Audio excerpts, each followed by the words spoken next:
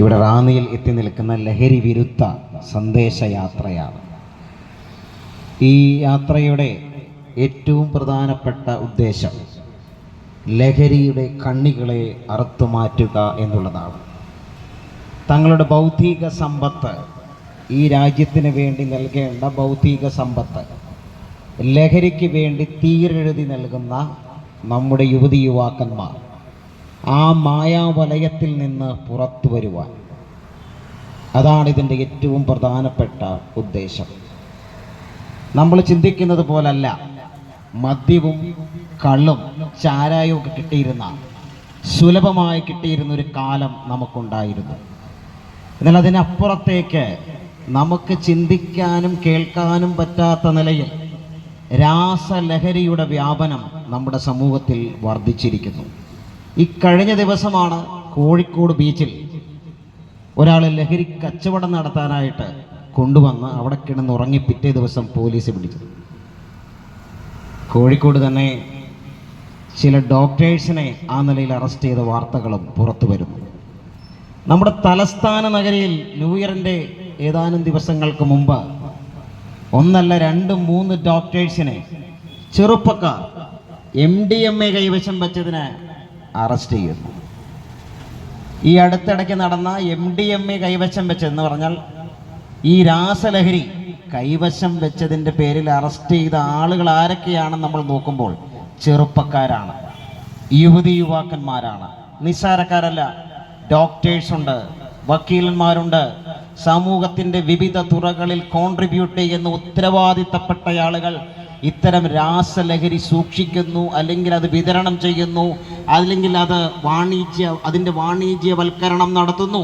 ഇത് അത്യന്തം ഗൗരവമായിട്ടുള്ള കാര്യമാണ്.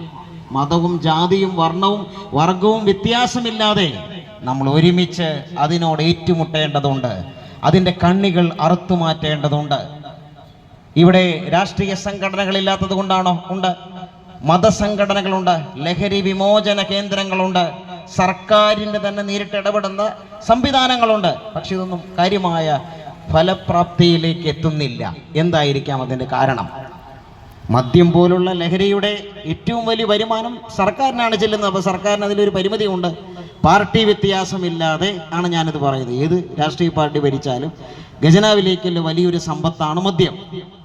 അതവിടെ നിൽക്കട്ടെ. അപ്പോൾ തന്നെ ഈ രാസലഹരി പോലുള്ള കാര്യങ്ങളുടെ വ്യാപനത്തിൽ വ്യത്യാസങ്ങളില്ലാതെ മനുഷ്യനെന്ന ഒറ്റ തിരിച്ചറിവിൽ നമുക്ക് കൈകോർക്കേണ്ടതായിട്ടുണ്ട്. എന്നാൽ ഈ പറഞ്ഞ സംവിധാനങ്ങളൊക്കെ അതിൽ പരാജയപ്പെടുമ്പോൾ ഞങ്ങൾക്ക് പറയാനൊരു പരിഹാരമുണ്ട്. അപ്പോൾ നിങ്ങൾ ചോദിക്കും, എന്താണ് ആ പരിഹാരം? അത് മനുഷ്യന്റെ മനസ്സിന് പരിവർത്തനം വരണം, അല്ലെങ്കിൽ മാനസാന്തരം വരണം. മനുഷ്യന്റെ മനസ്സിനാണ് മാറ്റം വരേണ്ടത്. അതെങ്ങനെ സാധ്യമാകുമെന്ന ചോദ്യം നിങ്ങളുടെ ഉള്ളിൽ വരാം. അതിനുത്തരം, ഞങ്ങളുടെ കയ്യിലുള്ള ഉത്തരം യേശു ക്രിസ്തുവാണ്. 2000-ൽ പരം വർഷങ്ങൾക്ക് മുമ്പ് ജനിച്ച് ജീവിച്ച് മരിച്ചടക്കപ്പെട്ട് ഉയർത്തെഴുന്നേറ്റ ആ ചരിത്ര പുരുഷൻ യേശു ക്രിസ്തുവിനെ പല നിലകളിൽ നിങ്ങൾ കാണുന്നുണ്ടാകാം. യേശു ക്രിസ്തുവിനെ പ്രവാചകനായിട്ട് കാണുന്നവരുണ്ട്, യേശു ക്രിസ്തുവിനെ സാമൂഹ്യ പരിഷ്കർത്താവായിട്ട് കാണുന്നവരുണ്ട്, യേശു ക്രിസ്തുവിനെ വിമോചന നായകനായിട്ട്, വിപ്ലവകാരിയായിട്ട് കാണുന്നവരുണ്ട്.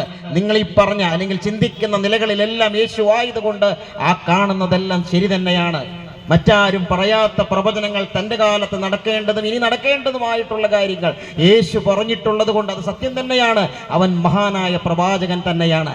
തൻ്റെ കാലത്തുണ്ടായ ഉച്ചനീചത്വങ്ങളെ അതിനെതിരെ കലഹിച്ചുകൊണ്ടും അങ്ങനെ മാറ്റി നിർത്തപ്പെട്ടവരെ ചേർത്ത് നിർത്തിക്കൊണ്ടും യേശു അങ്ങനെയുള്ളവരെ മാറോട് അണച്ചുകൊണ്ടും അന്നത്തെ സാമൂഹ്യ ചിന്തകളോട് ചേർന്ന് നിന്നുകൊണ്ട് ഭരണകൂടങ്ങൾക്കെതിരെ ശബ്ദിച്ചതുകൊണ്ടും കലഹിച്ചതുകൊണ്ടും യേശു സാമൂഹ്യ പരിഷ്കർത്താവ് കൂടി തന്നെയാണ്.